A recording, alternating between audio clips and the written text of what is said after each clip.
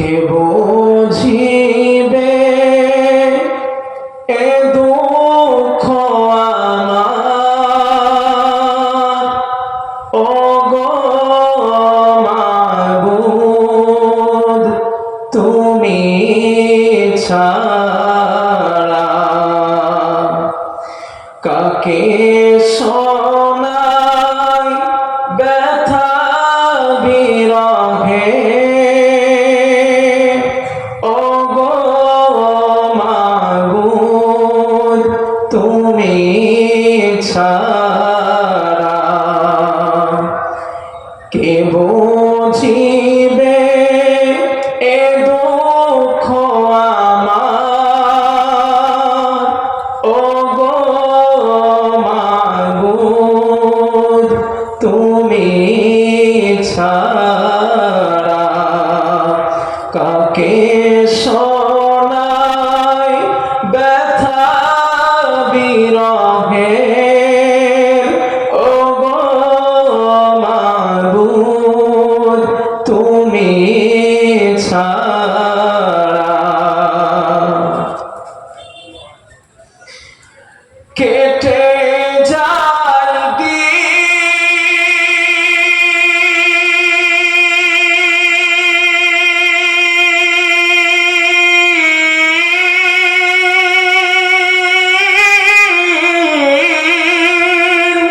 কেটে যায় দিন, কেটে যায় রাত, বুঝে না কেউ দিলের চাহা, কেটে যায় দিন, কেটে যায় রাত, বুঝে না কেউ দিলের চাহা, আপন করে কাছে টেনে, আপন করে কাছে টেনে মেটাও জালা গোপিয়ারা,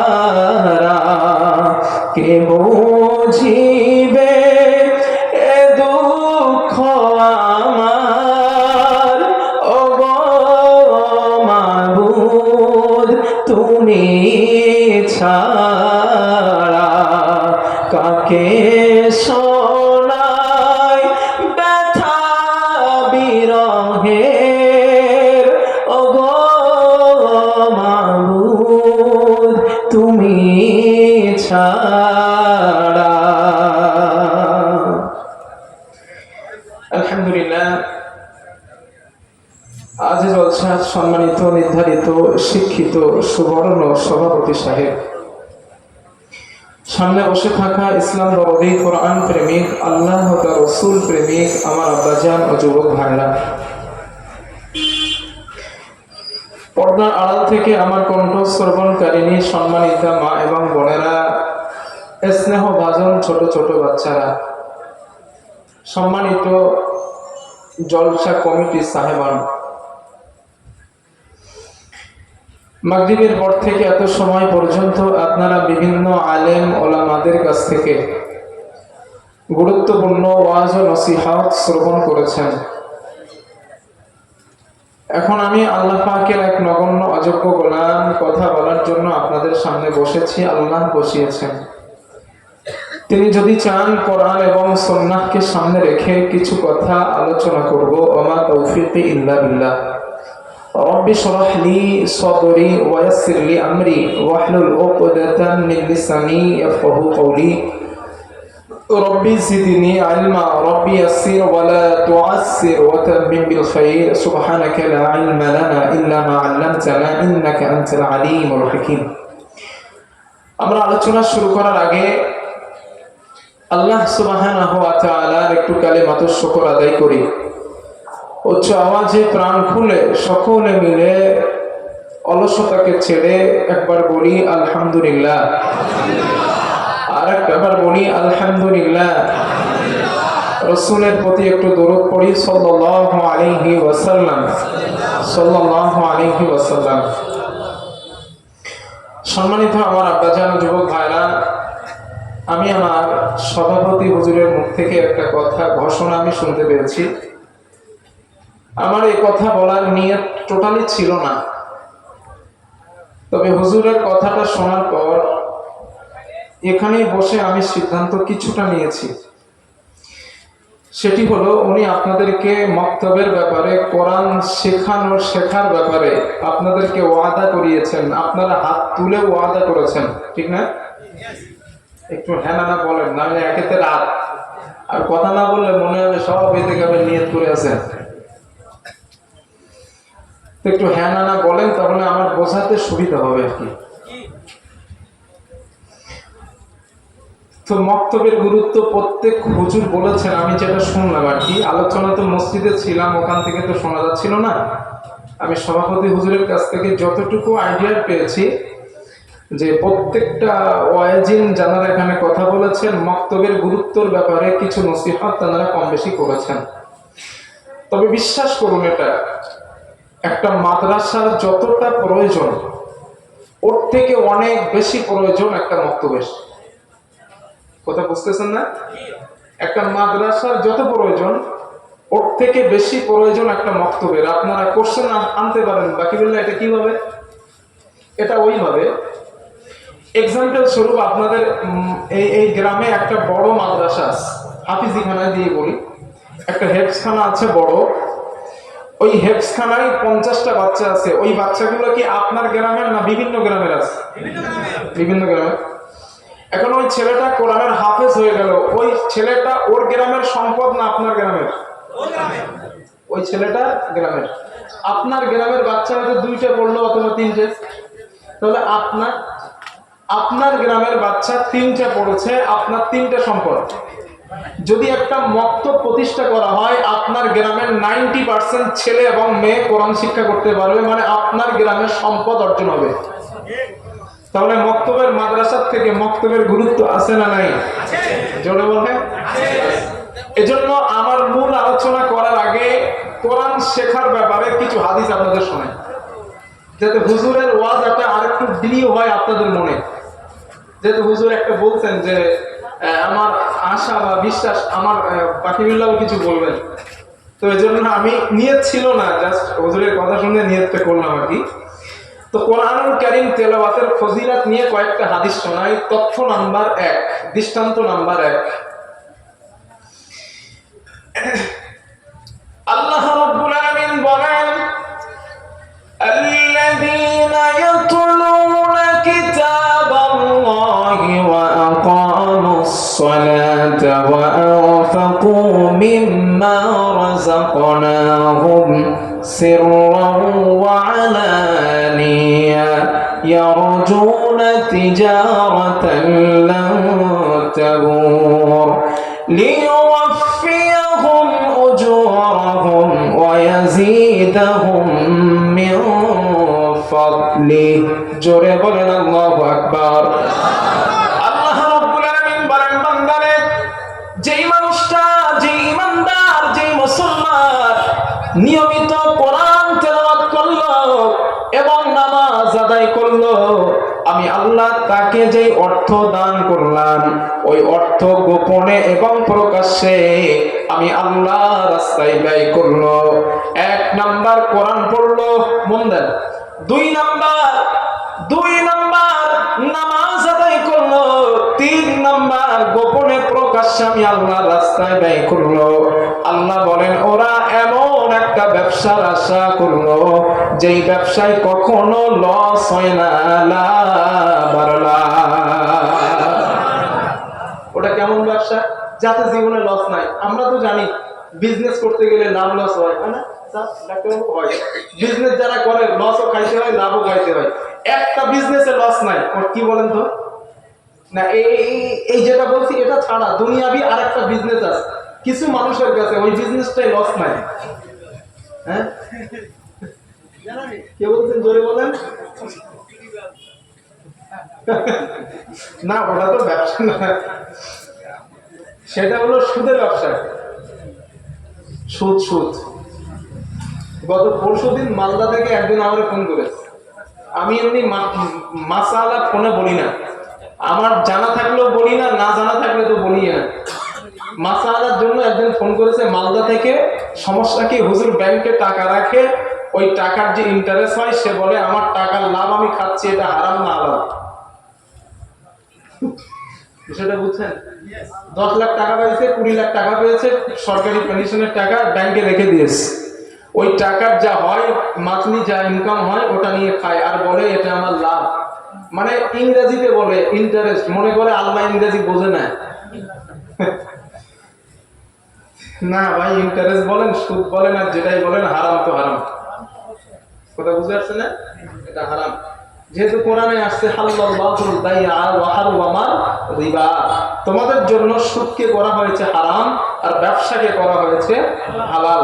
যার মধ্যে লসও আছে লাভও আছে, ওটার নাম কি? ব্যবসা, আর ওটা করা হালাল।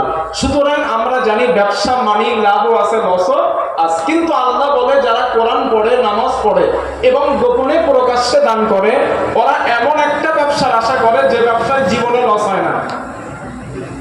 কি ব্যবসা?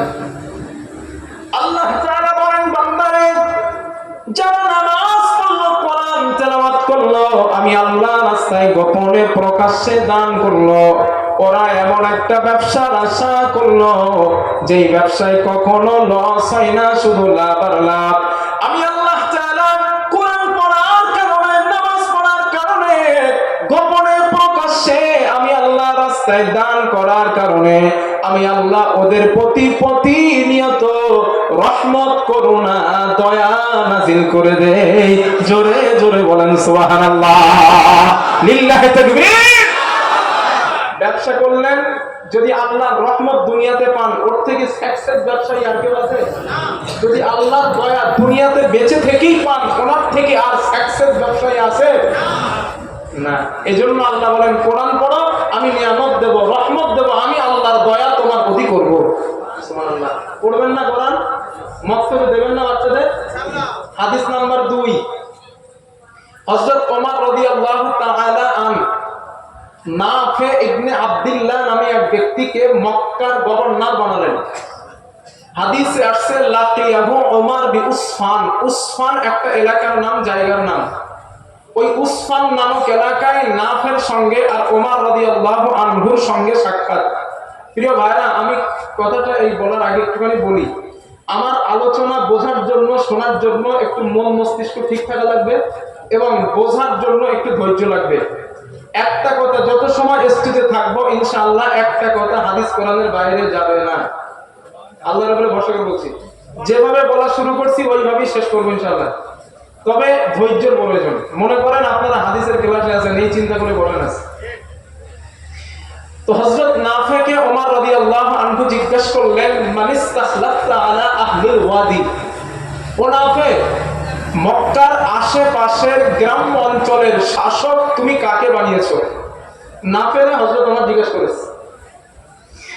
নাফে জবাব দিলেন, আমিরুল মুমিনিন ইবনে আফসার। ইবনে আফসারকে আমরা মক্কার আশেপাশের গ্রাম্য অঞ্চলের শাসক বানালাম। হযরত ওমর রাদিয়াল্লাহু আনহু বলেন, ও নাফে, মান ইবনু আফসার? আমি ওমর ইবনে আফসারকে চিনি না, আমি তার পরিচয় জানি না, তার সম্পর্কে তুমি আমাকে পরিচয়টা শোনাও। হযরত নাফে বলেন, আমিরুল মুমিনিন হুয়া রাজুলুম মিন মাওয়ালিনা। সে হলো আমাদের একজন মুক্তকৃত গোলাম, আমাদের ঘরের গোলাম, আমরা তাকে আজাদ করে দিয়েছি। আজাদ করে দেওয়ার পর আমরাই তাকে শাসক বানাতে বাধ্য হলাম। এই কথা শোনার পর হযরত ওমর রাদিয়াল্লাহু আনহু রেগে গেলেন, মাথাটা গরম। ও নাফে, এটা তোমরা কি করলে? একজন শাসক বানানোর জন্য তোমরা জ্ঞানী মানুষ, ভালো মানুষ কি পেলে না? একজন গোলামরে কেন শাসক বানাইছো? কথা তো ঠিকই। আপনাদের এলাকায় যদি কোনো মদখোর, সুদখোর, ঘুষখোর, পাগল ভোটে দাঁড়ায়, তাহলে ভোট দিবেন না? বিবেক সম্পন্ন মানুষ হিসেবে ভোট দিবেন তারে? কথা বলেন। নিশ্চিত না, কারণ আপনারা নির্বাচিত করবেন তাকে যেই মানুষটা ভালো, জ্ঞানী, তাকে করবেন। তো হযরত ওমর তো কথা ঠিকই বলছেন, তোমরা একজন গোলামকে কেন শাসক বানাইছো? শাসক বানানোর জন্য একজন ভালো ট্যালেন্টেড মানুষ কি তোমরা পাও নাই? নাফি বললেন হুজুর রাগেন, পরে আগে আমার কথা শোনেন। কি? হযরত নাফি বলেন হুজুর আমিরুল মুমিনিন ওমর, ওই গোলামটা কোন সাধারণ গোলাম না, ওই গোলামটার মধ্যে এমন তিনটা ভালো ভালো কোয়ালিটি আছে, এমন তিনটা গুণ আছে, যে গুণগুলো থাকার কারণে আমরা তাকে শাসক বানাতে বাধ্য হলাম। হযরত ওমর বলেন নাফে ওই গুণ তিনটা আমাকে একটু শোনাও। হযরত নাফে বলেন আমিরুল মুমিনিন, এক নম্বর কোয়ালিটি ইন্নাহু লাকারিউল কিতাবিল্লাহ, ওই গোলামটা আল্লাহর কোরআনের বিশেষ অভিজ্ঞ ব্যক্তি। দুই নাম্বার আলিমুল বিল ফারাইজ, ওই গোলামটা ফারাইজ বিদ্যায় বড় দক্ষ। তিন নাম্বার কাযিম, লোকটা বিচার জানে খুব ভালো। এক নাম্বার কোরআন জানে, ফারাইজ বিদ্যায় দক্ষ, তিন নাম্বার বিচার জানে ভালো। এই তিনটা গুণ থাকার কারণে আমরা তাকে শাসক বানাতে বাধ্য হয়ে গেলাম। জোরে জোরে বলেন সুবহানাল্লাহ।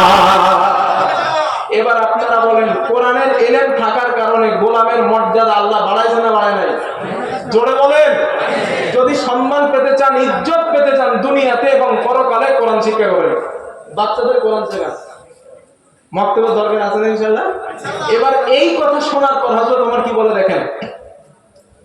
হযরত ওমর রাদিয়াল্লাহু আনহু বলেন নাফে, আমরা রাসূল সাল্লাল্লাহু আলাইহি ওয়াসাল্লামের মুখে শুনেছি আল্লাহর নবী বলেন ইন্না নবিয়াকুম সাল্লাল্লাহু আলাইহি ওয়াসাল্লাম قال ইন্নাল্লাহা ইয়ারফাউ বিহাদাল কিতাবি আকওয়ামান ওয়া ইয়াদউ বিহি আখারিন। ওয়া নাফে রাসূলুল্লাহ সাল্লাল্লাহু আলাইহি ওয়াসাল্লাম বলেন এই কোরআনের মাধ্যমে আল্লাহ কারো সম্মান বাড়িয়ে দেয়, আবার এই কোরআনের মাধ্যমে আল্লাহ কারো সম্মান কমিয়ে দেয়। কোরআন পড়েন আল্লাহ সম্মান বাড়িয়ে দিবে, কোরআন পড়েন, কোরআন পড়েন আল্লাহ ইজ্জত বাড়িয়ে দিবে, কোরআন পড়েন। হাদিস নাম্বার 3, قال رسول الله صلى الله عليه وسلم, রাসূলুল্লাহ সাল্লাল্লাহু আলাইহি ওয়াসাল্লাম বলেন ইন্না লিল্লাহি আহলিনা মিনান নাস, আল্লাহর নবী বলেন এই দুনিয়ায় মানুষের মধ্যে এমন কিছু মানুষ আছে যারা আল্লাহর পরিবার, আল্লাহর পরিবার, আল্লাহর পরিবার। সাহাবারা জিজ্ঞাসা করলেন মান হুম ইয়া রাসূলুল্লাহ, ও আল্লাহর নবী আল্লাহর পরিবার কারা, আপনি আমাদেরকে একটু বলুন। আল্লাহর নবী বলেন এক নাম্বার আহলুল কুরআন হুম আহলুল্লাহ ওয়া খাসাতুহু, আল্লাহর পরিবার হলো দুনিয়ায় তারা কুরআনুল কারীম তেলাওয়াত করে যারা। আল্লাহর পরিবার হইতে চান কোরআন পড়েন। হ্যাঁ নবী বলেন আহলুল কুরআন হুম আহলুল্লাহ ওয়া খাসাতুহু, আল্লাহর পরিবার দুনিয়াতে তারা যারা কোরআন তেলাওয়াত করে। ও ভাই, মুখ্যমন্ত্রীর পরিবারের লোক হইতে পারলে কেমন মনে হয় নিজেরে? বিরাট গরম মনে হয়। প্রধানমন্ত্রীর হইতে পারলে তারও। এখন প্রধানমন্ত্রীর থেকে আমার আল্লাহ বড় না? কথা বলেন না কেন? মুখ্যমন্ত্রীর থেকে বড় না? বড় না? এখন প্রধানমন্ত্রীর পরিবারের লোক হইলে যদি এত গর্ববোধ হয়, আল্লাহর পরিবারের সদস্য হইলে কেমন মনে হবে নিজের?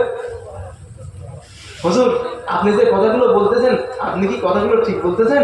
ভাই আমি বলি নাই, ও যুবক আমি বলি নাই, আমার সোনার রাসূল 1400 বছর আগে বলে গিয়েছেন, তাই আমি তোমাদের বলতেছি। আমার নবী না বললে আমি বলতাম না, আমি কই পাবো এগুলা? আমার হুজুরেরা আমাদের শুনিয়েছেন, তাই আমি আপনাদের শুনেছি। হ্যাঁ নবীর কথা বিশ্বাস করে। দুনিয়াতে হয়তো মানুষের কাছে আল্লাহর পরিবার ওটা কোনো দাম নাই, খেলু ভাই মরার পরে টের পাবেন মজা করে বলে। একটা জাস্ট এক্সাম্পল বলি, আপনার পরিবারে 10 জন লোক কি 5 জন লোক, ওই 5 জনের মধ্যে একজন আগুনে পুড়ে যাবে, আপনি কি দেখতে পারবেন দাঁড়ায় দাঁড়ায়? কথা বলেন।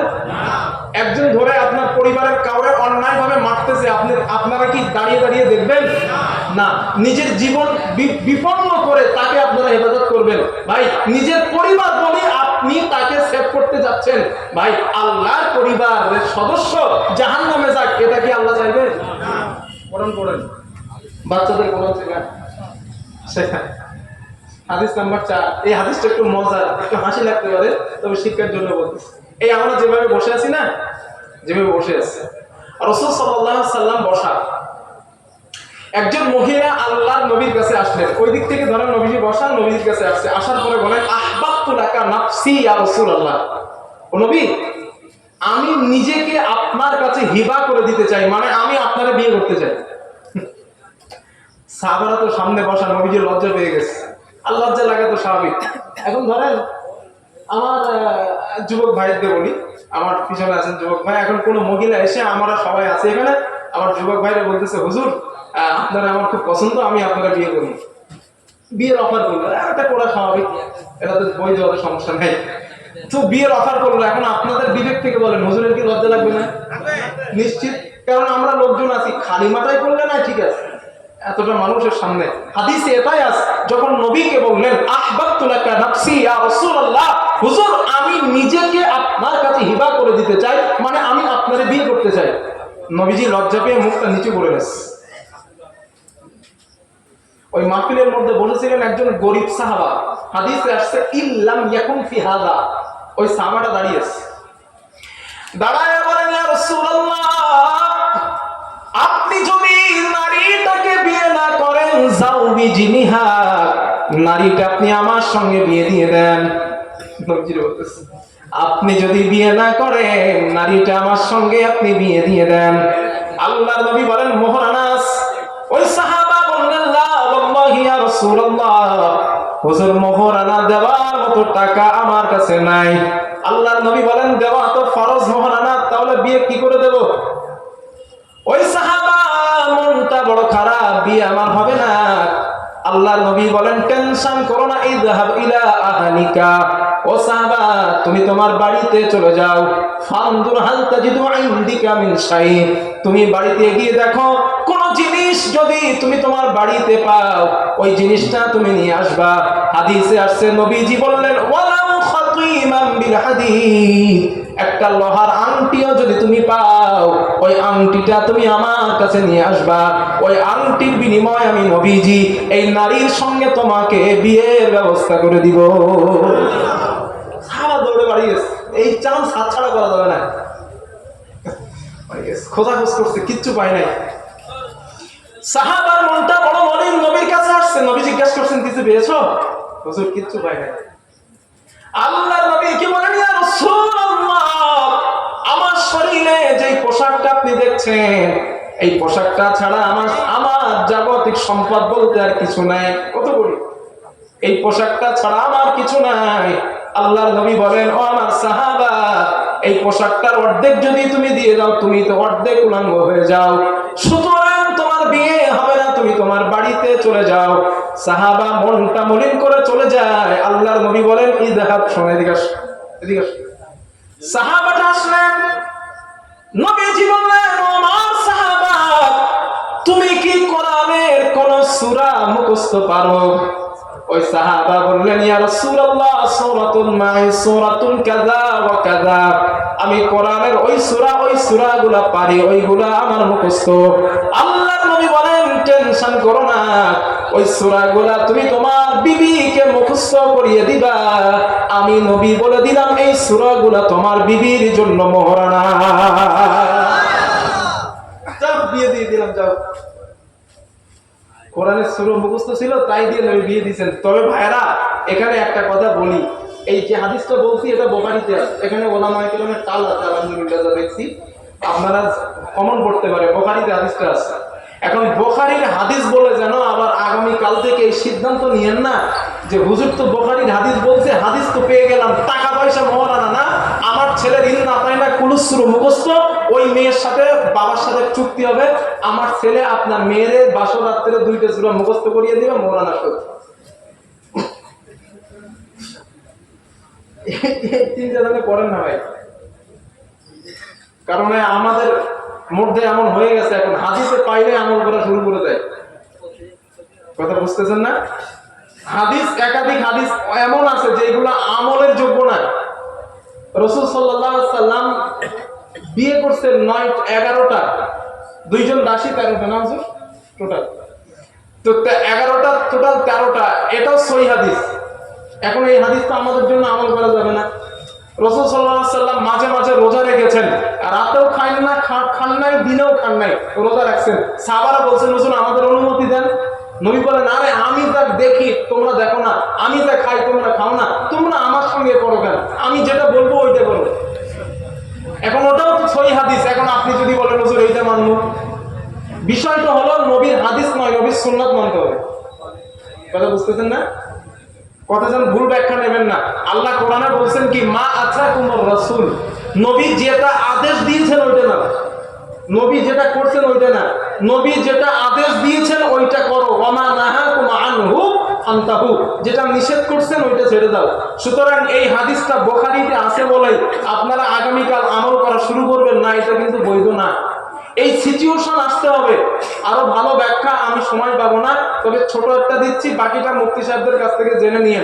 আপনাদের পাশে এই সভাপতি হুজুর যিনি ছিলেন, উনি তো আপনাদের এখানে কোন বড় মাদ্রাসা আছে শুনছিলাম, এই মাশাআল্লাহ, ওইখানে গিয়ে মুফতি সাহেবদের কাছ থেকে জেনে নিয়ে এই হাদিসের পুরোপুরি ব্যাখ্যাটা। তবে আমি একটুখানি বলে দেই, এই সিচুয়েশন আপনার সম্মুখে আসতে হবে। কেমন সিচুয়েশন? সিচুয়েশনটা আপনারা একটু খেয়াল করেন। রাসূল সাল্লাল্লাহু আলাইহি ওয়াসাল্লাম ওই সাহাবাকে এই সূরা ধার্য করেছেন যেই সাহাবার বাড়িতে একটা লোহার আংটি পরিমাণ সম্পদ নাই। কথা বুঝতেছেন না? এখন আপনারা যদি বলেন হুজুর আমরা করব এই সূরা আমল, তাহলে আপনার বাড়িতে শর্ত অনুযায়ী একটা লোহার আংটি পরিমাণ সম্পদ থাকলে হবে না। কথা বুঝতেছেন না? এখন একটা ভিক্ষুক দেখান, যে ভিক্ষুকের বাড়িতে একটা আংটি পরিমাণ সম্পদ নাই, পাইবেন? যদি থাকে তাইলে তার জন্য এই হাদিস আমল করা বৈধ। এখন আপনার বাড়িতে বিরাট সম্পদ আছে বা কিছু সম্পদ আছে, আপনি এই সূরা আমল করবেন না। এই সূরা আমল তো রাসূল তার জন্য দিলেন যার মোহরানা দেওয়ার মতো কিচ্ছু ছিল না। কথা বুঝে আসছে না? এই জন্য বিভ্রান্ত হওয়ার কোনো সুযোগ নাই। মুফতি সাহেবদের সাথে পরামর্শ করেন। কোন বিষয় যখন সন্দেহের মধ্যে পড়বেন, ইউটিউব হুজুর না শুনে আপনাদের মাদ্রাসায় যারা মুফতি সাহেব আছেন তাদের কাছে যাবেন, তাদের সঙ্গে পরামর্শ করবেন, হুজুর এইটা আমি আমল করতে চাচ্ছি বা এটা করবো না, আপনাদের মতামত বলেন। রাগ করতেছেন আমার উপরে? না, আমি বিরোধিতা করতেছি না। ওলামায়ে কেরাম যারা আছেন তারা আমার কথার ওজনটা পেয়ে পাচ্ছেন, কারণ আল্লাহ আমাদেরকে স্টেজ দিয়েছেন। আপনারা আমার কথা শুনতেন, শুনছেন 600 মানুষ। আমি পরিস্থিতিটা উপলব্ধি করতে যাচ্ছি, এই জন্য আপনাদেরকে বলছি কোন হাদিস আমল করতে চাইলে সন্দেহ হলে আলেমদের সাথে, আপনাদের গ্রামের মুফতি সাহেবদের সাথে পরামর্শ করবেন। ইনশাআল্লাহ বলেন, আরো জোরে বলেন ইনশাআল্লাহ। আমি কি বোঝাতে চেয়েছিলাম যে এই কোরআন এমন একটা জিনিস যেটার মাধ্যমেও মোহরানা দিয়েও বিয়ে করা সম্ভব। এখন বলেন বাচ্চারে কোরআন শেখাইবেন ইনশাআল্লাহ? হাদিস নাম্বার 5, আল্লাহর নবী বলেন ক্বালা রাসূলুল্লাহ সাল্লাল্লাহু আলাইহি ওয়াসাল্লাম, রাসূলুল্লাহ সাল্লাল্লাহু আলাইহি ওয়াসাল্লাম বর্ণনা, আল্লাহর নবী বলেন মাসালি ওয়া মাসালুকুম কামাসালি রাজুলিন আও ফাদানারা মাসালি মুমিনিল্লাযী ইয়াকরাউল কুরআন। আল্লাহর নবী বলেন যে মানুষ, যে ইমানদার, যে মুসলমান নিয়মিত কোরআন তেলাওয়াত করে, নবীজি বলেন আল্লাহর কাছে তার দৃষ্টান্ত কেমন তোমরা জানো? সাহাবারা বলেন কেমন?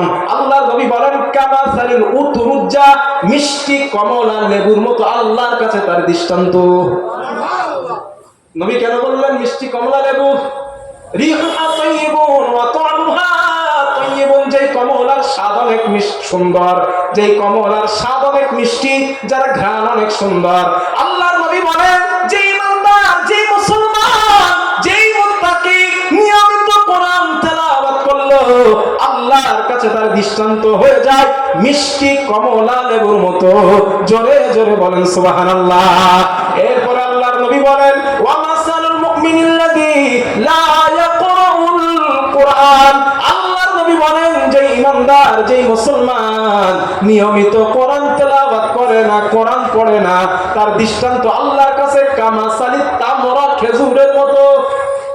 খেজুর চেনেন না ইনশাআল্লাহ? খেজুর। নবীজি খেজুরের কথা কেন বললেন? আল্লাহর নবী বলেন খেজুরের কোনো ঘ্রাণ নাই কিন্তু খেতে স্বাদ আছে। নবীজি বলেন ইমানদারের ঈমান থাকার কারণে আল্লাহর কাছে ওই ব্যক্তিটার স্বাদ স্বাদ আছে, কোরআন না পড়ার কারণে ওই ব্যক্তিটার আল্লাহর কাছে কোনো ঘেরান নাই। কোরআন পড়েন, ঘেরানো হবে, স্বাদও হবে। কোরআন পড়বেন না, শুধু স্বাদ হবে। কোরআন পড়বেন ইনশাআল্লাহ, বাচ্চাদেরকে শেখাবেন ইনশাআল্লাহ। আল্লাহ তৌফিক দেন, বলেন আমিন। হাদিস নাম্বার 6, এই হাদিসটা একটু মন দিয়ে শোনেন। আল্লাহর নবী বলেন, ফাওয়াল্লাযী নাফসু মুহাম্মাদিন বিয়াদিহি, আল্লাহর নবী বলেন যে আল্লাহর হাতে আমি নবী মুহাম্মাদের প্রাণ, ওই আল্লাহর নামে শপথ করে বলছি, শপথ করে বলছি, শপথ করে বলছি, মা মিন মুতাআল্লিমিন ইখতালিফু ইলা বাবি আলিমিন, আল্লাহর নবী বলেন এমন কোন তালিবুল ইলম নাই, এমন কোন কোরআনের ছাত্র নাই যেই ছেলেটা অথবা মেয়েটা মক্তবের হুজুরের কাছে যায়, হুজুর আমি কোরআন জানি না, আল্লাহর রাস্তায় আপনি আমাকে কোরআনটা শিখিয়ে দেন, আমি আপনার কাছে কোরআনটা জানতে চাই, আপনি আমাকে কোরআনটা শেখান। আল্লাহর নবী বলেন ওস্তাদের কাছে এখনো ছাত্র হতে পারে নাই, মানে ভর্তি হতে পারে নাই, হুজুরের কাছে আসে আর যায়।